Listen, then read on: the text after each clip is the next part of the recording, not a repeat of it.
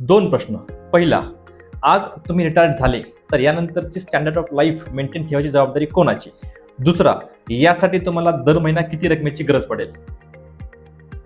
जर दोन्ही प्रश्नाचे उत्तर तुम्हाला माहित आहे तर पेन्शनसाठी इन्व्हेस्टमेंटची सोय कुठे करायची याबद्दलची माहिती आज पाहून घेऊया. एनपीएस म्हणजे नॅशनल पेन्शन स्कीम ही एक सरकारी योजना आहे. याच्या माध्यमातून तुम्ही पेन्शनची प्रोव्हिजन करू शकता. एसडब्ल्यूपी म्हणजेच सिस्टमॅटिक विड्रॉल प्लॅन ही एक म्युच्युअल फंडची स्कीम आहे. यामध्ये एक रकमी फंड जमा करावा लागतो आणि लगेच पुढील महिन्यापासून पेन्शन सुरू होते. तसेच तुम्ही इन्व्हेस्टमेंट केलेल्या रकमेमध्ये वाढ होत राहते.